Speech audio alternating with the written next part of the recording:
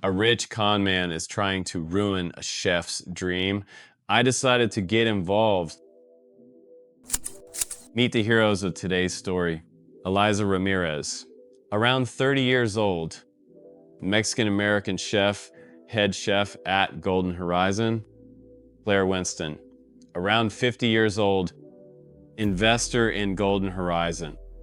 Antoine LeBlanc, executive chef, French. Jason Kim, late 30s, Korean-American sommelier. Mateo, 22 years old, cook from Guatemala. Tommy, security guard at the mansion, former Navy guy. I'm just the gardener. No name, no fuss. I trim hedges, pull weeds, and keep the lawns of California's elite pristine. But the real dirt, that's in the stories I overhear while clipping roses for the rich. I've worked from Malibu to Marin, and the fancier the mansion, the uglier the secrets. This one's from a swanky restaurant in San Francisco called Golden Horizon. A tale of ambition, betrayal, and justice served cold. So sit back and let me tell you what went down. I started working the grounds around Golden Horizon a couple of months before it opened in spring 2025. The place was a big deal, set in a hilltop mansion overlooking the bay, all glass and gold trim, where tech moguls and old money came to feel important. My job was simple: make the gardens match the vibe. Roses, lavender, olive trees for Mediterranean flair. But while I was out there, I heard everything. The staff, the owners, the drama, they didn't notice me. People like me are invisible. Former Marine, seen my share of conflict, but now I keep my head down. Still, I've got eyes and ears, and I don't miss much. The restaurant was the brainchild of Eliza Ramirez, a young chef with fire in her belly and a knack for flavors that could make you forget your name. Mexican-American, born in Oakland, her food was a love letter to her roots. Mole poblano with a modern twist. Tamales that melted in your mouth.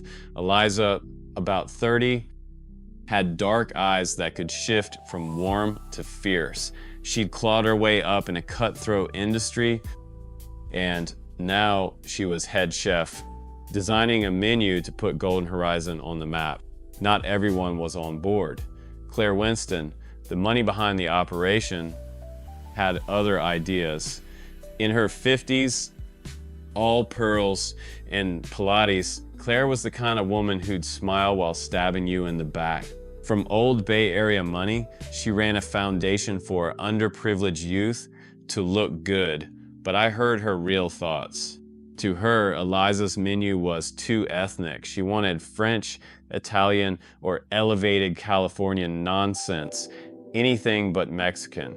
This isn't a taco truck, she'd say, voice-stripping disdain. Strike one. Then there was Antoine LeBlanc, the executive chef. French, loud, built like a linebacker but moved like a dancer in the kitchen. A genius with sauces. He loved Eliza's food, called her his protege, but didn't grasp why Claire's comments made her tense. He'd laugh it off, say, "Claire, she is passionate, no?" and go back to yelling about beer blanc. The crew rounded out the drama.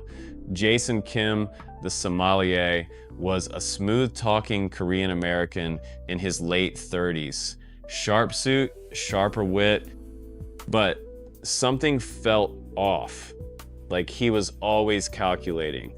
Claire's golden boy, he was always at her side, but I caught him stealing glances at Eliza. Then there was Mateo, a 22-year-old line cook from Guatemala. Sweet, eager to please, but naive. He'd do anything for approval, making him an easy mark for Claire's games. I'd be pruning hedges when I'd hear them through the kitchen windows. Eliza, keeping her cool while Claire nitpicked her dishes. "This mole, it's aggressive," Claire would say, wrinkling her nose. Eliza would bite her tongue, but I saw the fire in her eyes. Jason would suggest a compromise that leaned Claire's way. Mateo kept his head down, chopping onions.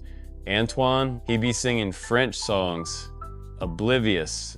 One day, I was clearing ivy near the patio when Eliza stepped out for a break. She didn't see me, just leaned against the wall, staring at the city. "My abuela's mole," she said, almost to herself. "It's not just food. It's who we are. She taught me when I was 10, said it's how we carry our people, and now this woman wants me to tone it down?" She laughed, bitter. I stayed still, but I got it. I'd seen folks try to erase who you are to feel comfortable. Back in the Corps, I dealt with guys who talked down to me because of my family's roots. Eliza's fight wasn't new. Things got uglier as the grand opening neared. Claire played dirty. I overheard her whispering to Jason in the dining room, "Eliza's talented, but stubborn. We need someone cooperative. Find me something I can use." Jason nodded, hesitant. A week later, Claire pulled Mateo aside. I was weeding nearby. "Mateo, you want to move up, don't you? Keep an eye on Eliza. Tell me if she's cutting corners." Mateo mumbled, "Yes, ma'am." Strike two. Eliza wasn't blind. She knew something was up. One afternoon, she caught me by the fountain. Most ignored me, but she didn't. "You see everything, don't you?" she said, half smiling. I shrugged. "Just the plants," she laughed, but it didn't reach her eyes. "They're out to get me. Claire, maybe Jason. I'm not giving up my menu, though." "This is my shot." I nodded. "Hold the line," I said. She looked surprised, like she didn't expect me to get it. "Ex-military?" she asked. I smirked and went back to my clippers. The tension built. Claire spread rumors calling Eliza difficult, saying her food wouldn't sell to their clientele. She'd make digs in front of everyone like, "Oh, Eliza, your English is so good for someone from..." Where was it?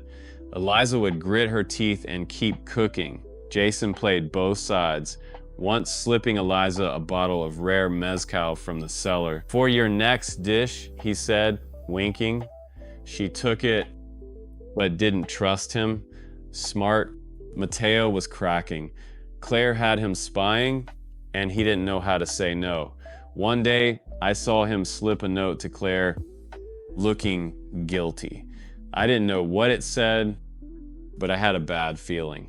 That night, I overheard Claire on the phone, gloating. "She's done. I've got proof she's skimming supplies. By the opening, she'll be out." I knew a setup when I saw one. I'd seen it in the Corps. Someone gets too good, and the brass clips their wings. I paid closer attention. The mansion had cameras everywhere, security for the rich. I got friendly with the guard, Tommy, a former Navy guy. We'd swap stories. I asked about the footage. "Casual. Catches everything," he said. "Kitchen, dining room, back alley." I filed that away. If Claire was planning something, I'd know where to look.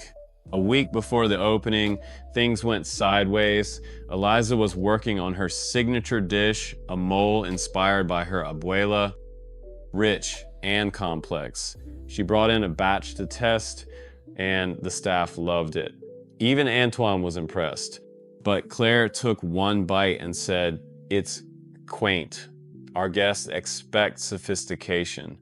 Then she accidentally knocked the bowl off the counter. It shattered, sauce everywhere. Eliza stared at the mess, fists clenched. I was outside, raking leaves, but saw it through the window. Strike three, I decided to get involved. Not because I'm a hero, I'm just a guy with a shovel. But I'd seen too many like Claire steamroll anyone who didn't fit their mold. I kept tabs on her. She was sloppy, thought she was untouchable. I heard her tell Jason to plant a bottle of missing wine in Eliza's locker. Jason looked uneasy, but didn't say no. Mateo came clean to Eliza one night, admitting he'd fed Claire info, her schedule, habits. I didn't know she'd use it like this, he said, near tears. Eliza forgave him, but she was on edge. The night before the opening, I caught Jason in the alley, stashing a bottle of Chateau, something in Eliza's bag. I stepped out, rake in hand. Bad move, man, I said. He froze. It's not what it looks like. I raised an eyebrow. Looks like you're screwing over a good woman for a bad one. He sighed. Claire's got dirt on me, petty theft, from when I was a kid. She'll ruin me. I didn't care about his sob story, but saw an opening. Want out? Help Eliza, or I'd tell Antoine what I saw. He nodded. Hail. The grand opening was a circus. Tech bros, influencers, local politicians, all sipping overpriced cocktails. Eliza's menu was intact thanks to Antoine's backing, but Claire was circling. I was outside, tending garden lights, but watched the kitchen through the glass. Halfway through, Claire made her move. She stormed in, holding the planted wine bottle, screaming Eliza had stolen it. This is unacceptable, she shrieked, loud enough for guests to hear. Antoine looked confused. Eliza was stunned. The staff froze. Jason stepped up. It wasn't Eliza, he said, voice steady. I saw Claire put it there. The room went silent. Claire's face turned purple. You're lying, she spat. Jason kept going. She's been sabotaging Eliza from day one. Threatened me to. Mateo, shaking, piped up. She told me to spy on Eliza. Said it'd get me a promotion. The staff murmured. Antoine's eyes narrowed. Claire was losing control. I walked in. I don't usually step into the spotlight, but I'd had enough. Check the cameras. I said, calm. Back alley, kitchen, all of it. You'll see who's telling the truth. Claire laughed. Nervous. The gardener? Really? But Antoine called Tommy to pull the footage. Guests whispered, phones out, recording. Claire tried to slip away, but Antoine blocked her. We watch. No. The footage was damning. Claire planting the bottle, knocking over the mole, shoving Eliza into a counter. Worst? A clip of her calling Eliza a filthy border hopper on the phone. Guests gasped. A reporter was typing furiously. Claire lost it. You're all against 6,895 against me. She screamed, throwing slurs at Eliza, Mateo, Jason. The reporter's tweet went viral before Claire left the building. I'm not just a gardener. Back in the Corps, I was military police, trained to spot liars and dig up truth. I kept that quiet, but had friends in high places. After the footage, I called a buddy at a news station. By next day, Claire's charity was under investigation for fraud. Her investors pulling out. She'd been skimming donations for years. Eliza, Jason, and Mateo didn't stop. With Claire gone, they convinced Antoine to sell them the restaurant. I helped connecting them with clean investors. I knew. They reopened Golden Horizon 6 months later with a menu leaning into Eliza's roots. Mole, pozole, ceviche. Mateo stepped up as sous chef. Jason charmed critics and customers. The place was a hit, booked for months. Claire skipped town, but the internet doesn't forget. She was last heard living in a nowhere town, dodging lawsuits. Eliza sent me a bottle of her abuela's mole as thanks. I took a sip. Damn, it was good. Keep your recipes close, I told her. They're your power. She smiled, knowing exactly what I meant. I'm back to my gardens, on to the next mansion, the next story. The rich think they run the world, but they're just tenants. Truth always finds a way, like a weed through concrete. I'm just the guy with the clippers, making sure it grows. A month before the opening, I was shaping topiaries near the mansion's back entrance, where staff snuck smokes and secrets. Eliza was pacing on the phone with her mom. "Ma, I can't change the menu," she said, voice tight. "It's not just food, it's us. If I give in, what's left?" Her mom calmed her, but her shoulders stayed hunched. I kept my shears moving, listening. I'd heard that tone in the Corps from guys walking into fights. They might not win. Claire held court inside, fake smiles, telling Antoine she was thrilled, but she'd lean in, voice low, saying Eliza was limited, needing broader appeal. Antoine nodded, distracted by his sauces. Claire's eyes narrowed. She didn't like being ignored. I knew she was plotting.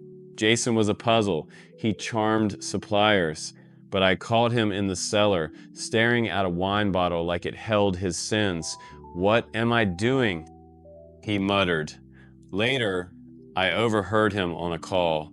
"Claire, I did what you asked, but this is it. No more." His voice was sharp, scared. Claire had him on a leash.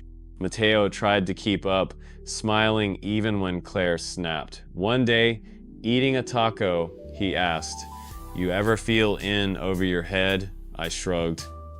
"Every day, kid, keep moving." He grinned, but it faded. Claire says, "I could be a chef, but only if I prove myself." What's that mean? I knew he was her pawn. As the opening neared, Claire's claws came out. I heard her tear into Eliza's mole, overpowering. Our guests want refinement, not a street market.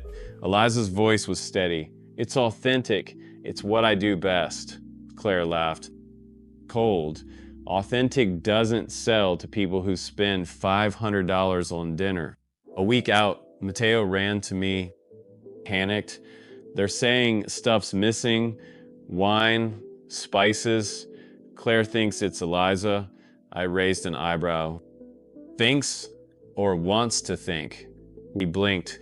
The next day, Claire found a missing jar of saffron in Eliza's station. Antoine was pissed, but Eliza swore she didn't touch it. Nobody listened except me and Jason. Jason pulled me aside by the olive trees. "You know Claire's full of it, right?" I nodded. "Known it since day one." He smoked. Hints. "She's got me by an old juvie record. She'll tank my career, but Eliza doesn't deserve this." I studied him. "Then do something." He didn't answer, but I saw a spark. The opening day, the mansion buzzed. Eliza was a machine, barking orders, tasting sauces. Mateo was right behind, learning. Antoine yelled in French, giving Eliza space. Claire schmoozed guests, then hissed at Eliza in the kitchen. "Don't embarrass me tonight." Eliza kept cooking. Then the wine incident. Claire marched in, holding the bottle like a smoking gun. "Eliza, how could you?" guests whispered. Eliza's face paled, but her eyes burned. "I didn't take anything," she said. Antoine looked torn. Claire was banking on that. Jason's betrayal of Claire was the first crack. He called her out, voice steady. Mateo's confession sealed it. The cameras were my play. I'd told Tommy to cue the footage. It showed Claire planting the bottle, knocking over the mole, spewing slurs. Guests were horrified. The reporter's tweet was the fuse. Claire unraveled. "You're nothing." She spat at Eliza. "A thug." to Jason. Go back to your village. To Mateo. Antoine stepped in. Get out. You are done. Claire stormed off. Her name Mud by sunrise. After I sat with Eliza by the fountain. She was drained but unbroken. Why'd you help? She asked. I shrugged. Seen too many bullies win. Didn't want her to. She nodded. My abuela would have liked you, she said, handing me a jar of mole. Don't tell anyone. I grinned. Lips sealed. Jason quit Claire's games, mentored Mateo. They bought the restaurant, a family coming together. The new Golden Horizon was theirs. Every dish, a middle finger to Claire's refinement. I went to the reopening, watched Eliza work the room. Proud. She'd won. Claire's fall was brutal. My news buddy dug into her foundation. She'd funneled donations offshore. The feds got involved. Her friends dropped her. She was last in a podunk town, a realtor under a fake name. I'm on to the next job, another mansion, another story. I keep that jar of mole on my shelf, a reminder of fighting for what's yours. The rich think they own the world, but they're borrowing it. Guys like me, we see it all, quiet, ready to tip the scales when the time's right. Another tale from my garden where secrets bloom in shadows. Thanks for sharing this coffee with me. It keeps these true stories growing. Now, what's your verdict? Who's to blame? Share it below. My garden holds more secrets yet to bloom. Until the next story, watch the garden's edge.